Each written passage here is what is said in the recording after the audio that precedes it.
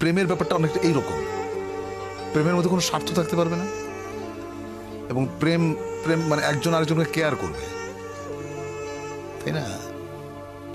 প্রেমের দুজন মানুষের মধ্যে যে প্রেম, সেই প্রেমের ক্ষেত্রে সবচেয়ে বেশি ছাড় একজন আরেকজনকে দেবে। কম্প্রোমাইজটা থাকতে হবে। হ্যাঁ, কম্প্রোমাইজটা থাকতে হবে, রেসপেক্টটা থাকতে হবে, আর ভালোবাসা তো মাস্ট। সাধারণত আমরা প্রেম বলতে বুঝি খুব ছোট্ট কথা, সেটা হচ্ছে যে একটা ছেলে একটা মেয়ে, ব্যাপারটা কিন্তু সেরকম না, তাই না? ধরো যেমন আমাদের প্রফেট, তার সঙ্গে আল্লাহর যে প্রেম, এটাকে তুমি কিভাবে ডিফাইন করবে? এটা ডিফাইন করা সম্ভব না। You have to feel it in your heart. প্রেম হচ্ছে এরকম। আমি একটু মানব প্রেমের মধ্যেই থাকছি। অনেকে বলেন যে প্রেমে পড়লে হৃদয়ে হার্টে ব্যথা করে, অনেকের পেটে ব্যথা করে, অনেকের মাথায়ও ব্যথা করে। তো আপনার ক্ষেত্রে প্রেমে পড়লে সেই ব্যথাটা কেমন?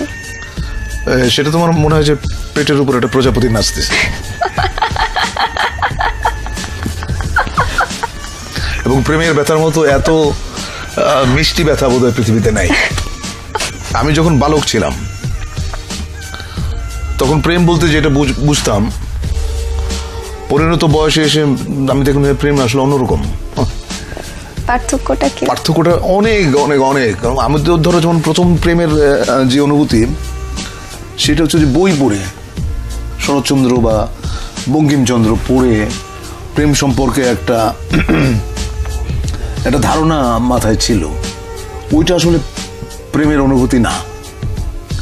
প্রেমের অনুভূতি একেবারেই অন্যরকম, একেবারেই।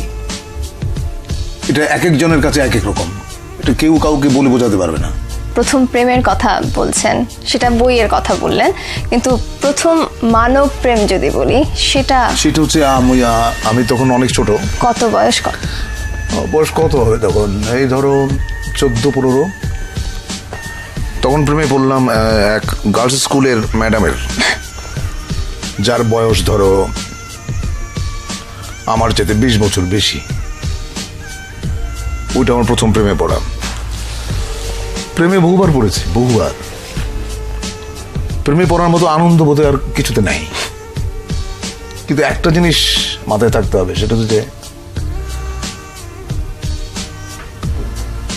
কাউকে হার্ট করে, কাউকে বেদনা দিয়ে প্রেমে পড়ার মতো এরকম গর্হিত কাজ বোধহয় পৃথিবীতে নাই।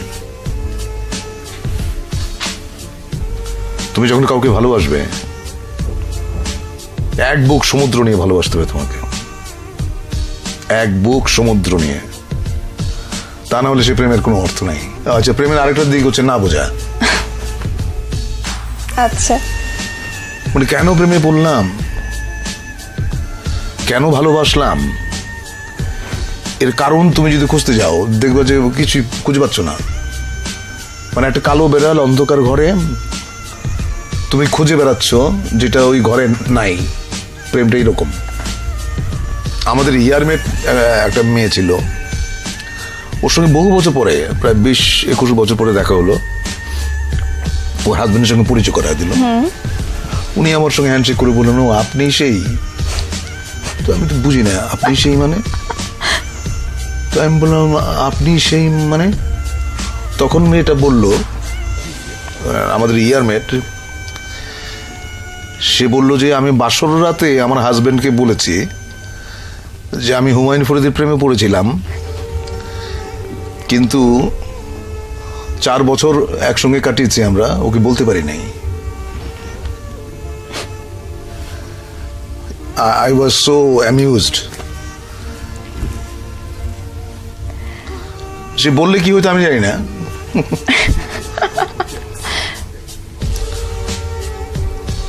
প্রেমে পড়ার মতো এত আনন্দদায়ক কিছু কি আছে পৃথিবীতে? আমি এখনো একটা মেয়েকে অসম্ভব ভালোবাসি, অসম্ভব। কে সে? এটা বলা ঠিক হবে না, ওর ক্ষতি হবে। আপনি ধূমপান কেন করেন? আমি এনজয় করি। কিন্তু এটা যে ক্ষতিকর, এটা তো আপনি জানেন। হ্যাঁ জানি। মানুষ অনেক সময়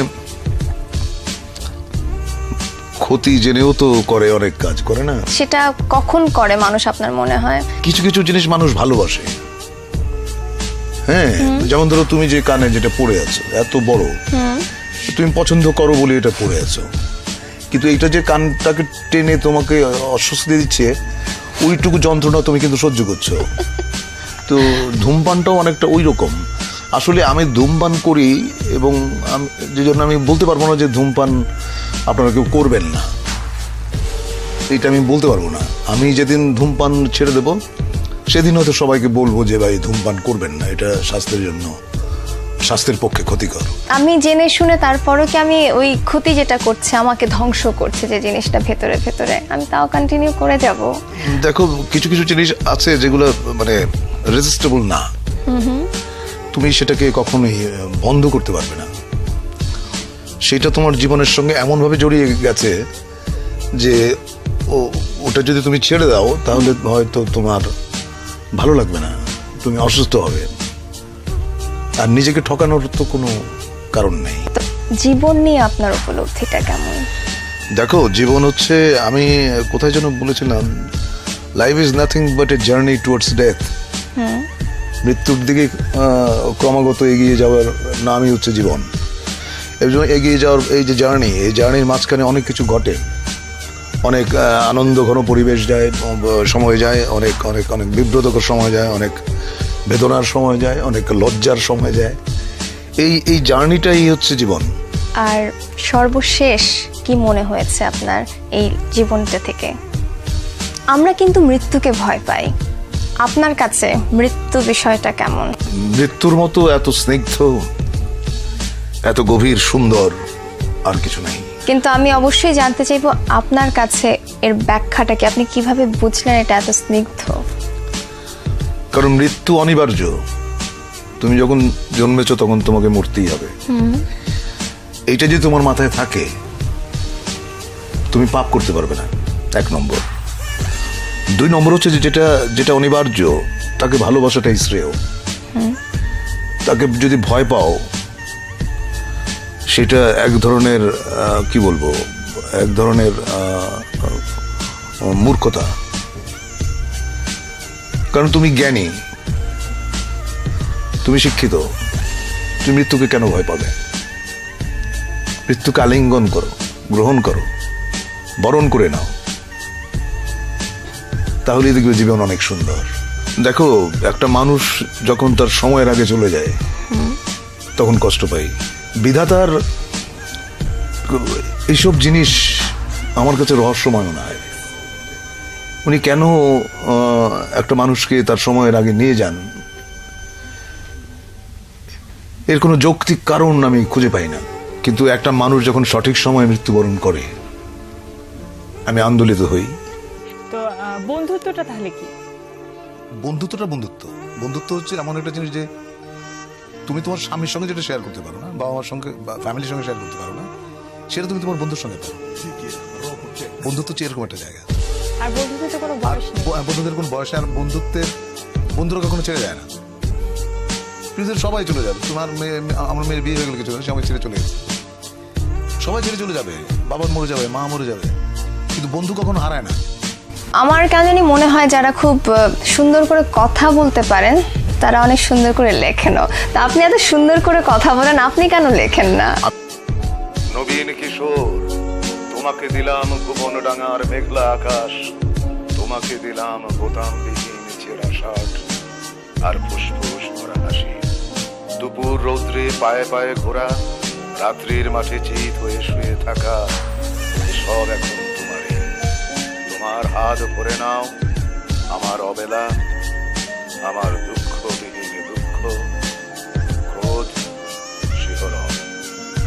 নবীন কিশোর, তোমাকে দিলাম আমার যা কিছু ছিল আবরণ, জ্বলন্ত বুকে কফির চুমুক, সিগারেট চুরি, জানালার পাশে বালিকার প্রতি বারবার ভুল পুরুষ বাক্য, কবিতার কাছে হাঁটু মুড়ে বসা, ছুরির ঝলস, গূঢ় অভিমানে মানুষ কিংবা মানুষের মতো আর যা কিছুর বুক ছিঁড়ে দেখা, আত্মহনন, শহরের পিঠ তোলপার করা অহংকারের দ্রুত পদপাত, একখানা নদী, দু তিনটি দেশ, কয়েকটি নারী, এ সবই আমার পুরনো পোশাক, বড় প্রিয় ছিল। এখন শরীরে আট হয়ে বসে, মানায় না। তোমাকে দিলাম নবীন কিশোর, ইচ্ছে হয়তো অঙ্গে জড়াও, অথবা ঘৃণায় দূরে ফেলে দাও, যা খুশি তোমার।